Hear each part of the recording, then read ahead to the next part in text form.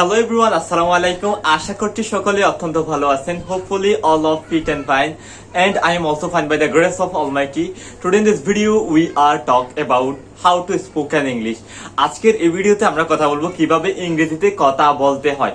তো আমি পিছনে কিছু রুলস এবং কিছু সেন্টেন্স, কিছু নিয়ম আমি লিখে রেখেছি কিভাবে সেন্টেন্স মেক করতে হয়, নিজে নিজে বলতে হয়, কোনো কিছু বলতে হয়, আজকে আমি সেটাই এখানে লিখে রেখেছি. তো লক্ষ্য করো, যদি তুমি ইংরেজি কথা বলতে চাও এবং ইংরেজিতে তোমার নিজেকে উন্নতি করতে চাও ইংরেজিতে, তো if you want to develop your own, you have to first of all you have to learn, you have to know. তো লক্ষ্য করো, আমি এখানে লিখেছি ইংরেজিতে কথা বলো সহজে. তো আমাদের মধ্যে অনেক স্টুডেন্ট, অনেক মানুষ আছে যারা ইংরেজিতে কথা বলতে চান. স্টুডেন্ট ছাড়াও এমন অনেক মানুষ আছে যারা ইংল্যান্ড, আমেরিকা, আফ্রিকা, ইউরোপ এমন কিছু যেতে চায় যেখানে কি ইংরেজিতে কথা বলতে চায়. তো লক্ষ্য করুন, আমি এখানে লিখেছি আই ডু, আমি করি. কি করো? আই ডু ওয়ার্ক, আমি কাজ করি. আমি কিন্তু বাক্য বড় হয়ে যাবে, এখানে লিখতে অসুবিধা হবে, সেজন্য আমি এখানে খুব ছোট করে লিখেছি, আপনাদের কিন্তু বুঝতে হবে. তো আমি লিখেছি আই ডু, আমি করি. যদি আমি কাউকে বলি যে আমি করেছি, তো কি হবে? এটা আই ডিড হয়ে যাবে, ফার্স্ট হয়ে যাবে, কারণ করেছি মানে যেহেতু অতীতে, সেহেতু ডিড হয়ে যাবে. ডু এর ফার্স্ট অর্থাৎ অতীতের ফর্মটা হচ্ছে কি ডিড. তো আই ডু, আই ডু অর্থ হচ্ছে আমি করি. যদি বলি আমি করেছি, আই ডিড হয়ে যাবে. যদি কি করেছ, আই ডিড ওয়ার্ক, আমি কাজটি করেছি. আই ডিড দা ওয়ার্ক, আমি কাজটি করেছি. তো এভাবে. তারপর হচ্ছে আই ইট, আমি খাই. কখন? বর্তমানে খাই. যদি বলি আমি খেয়ে ফেলছি, তাহলে আই অ্যাড হয়ে যাবে. ইটের ফার্স্ট ফর্ম কিন্তু অ্যাড. তো এভাবে আরো অনেক ভার্ব আছে যেগুলো দিয়ে আমরা অনেক সেন্টেন্স মেক করতে পারি, যেগুলো আমাদের প্রাত্যহিক জীবনে কাজে আসবে এবং যেগুলো আমরা ব্যবহার করি. এরপর আমি লিখেছি আই গো, আমি যাই. যদি আমি বলি আমি গিয়েছি, আমি যাই. আই গো টু স্কুল, আমি স্কুলে যাই. আই গো টু মার্কেট, আমি বাজারে যাই. আই গো টু শপ, আমি দোকানে যাই. আই গো টু ফিল্ড, আমি মাঠে যাই. যদি বলি আমি গিয়েছি, তাহলে কি হবে? তাহলে হবে I went. I went market, I went to market, আমি বাজারে গিয়েছি. আই ওয়েন্ট টু, কি হবে? আই ওয়েন্ট টু ফিল্ড, আমি মাঠে গিয়েছি. আই ওয়েন্ট টু স্কুল, আমি কোথায় গিয়েছি? স্কুলে গিয়েছি, বিদ্যালয়ে গেছি. তো এভাবে আমরা আরো অনেক সেন্টেন্স মেক করতে পারি. এরপর আমি লিখেছি আই ক্যান, আই ক্যান, আমি পারি. যদি আমি পেরেছি বলি, যদি আমি পেরেছি বলি, কি হবে? আই কুড, আমি পেরেছি. যদি বলি আমি পারিনি, আই কুড নট হয়ে যাবে. I can, I can, I can, আমি পারি. আই ক্যান নট, আমি পারি না. তো আমি এখানে আর কিছু লিখি. যদি বলি আমি পারি, তো এখানে আমি লিখেছি আমি পারি. তো যদি বলি আমি পারি না, তাহলে হবে আই ক্যান এপোস্ট্রোফি, আই ক্যান, আমি পারি না, আমি পারি না. তো দেখতে পাচ্ছেন আই ক্যান, এটা হচ্ছে ক্যান, এটা মূলত নট. এটা এপোস্ট্রোফি মানে হচ্ছে not, N O T, not, মূলত নট. আই ক্যান নট, আমি পারি না. কি পারো না?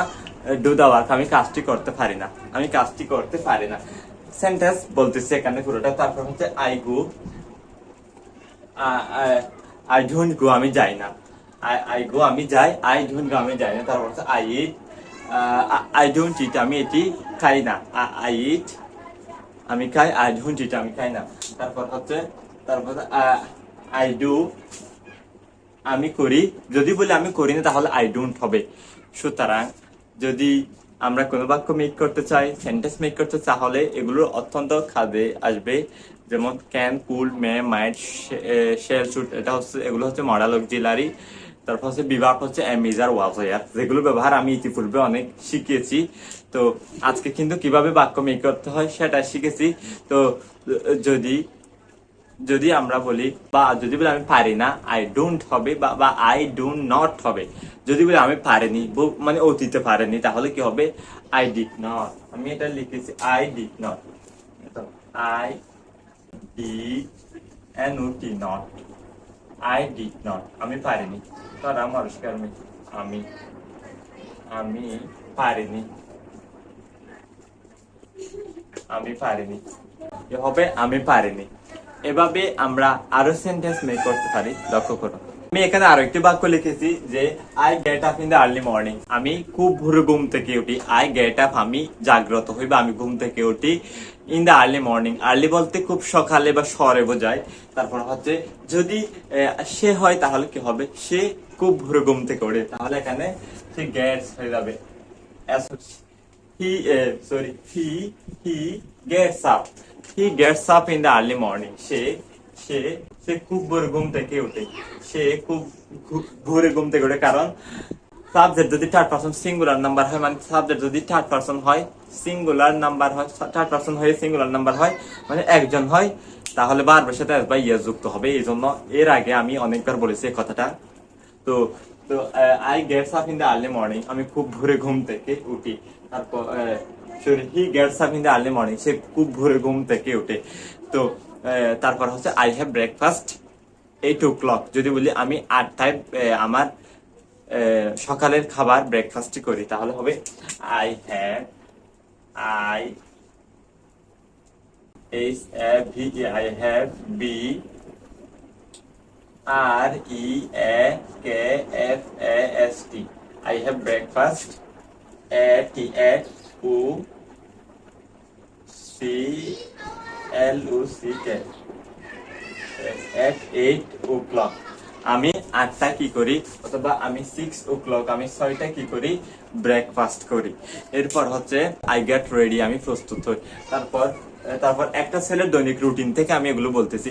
তারপর হবে I I get ready, I G E T, I get R E A D Y, I get ready, আমি কি হই, আমি প্রস্তুত হই, আমি প্রস্তুত প্রস্তুত হই, হই হই, আমি প্রস্তুত হই কিছু for for go to school, কোথায় যাওয়ার জন্য, স্কুলে যাওয়ার জন্য আমি প্রস্তুত হই। ফর মানে জন্য, ফ্রম মানে থেকে, ওয়াস মানে ছিল, এম মানে হই, আর মানে হই, দে মানে তারা, তারপর হ্যাট মানে ছিল, ওয়াচ মানে কি, আমি ছিলাম, হ্যাট মানে আমার ছিল, ওয়াস মানে আমি ছিলাম। যেমন I was a teacher, I was a child, আমি একটি শিশু ছিলাম।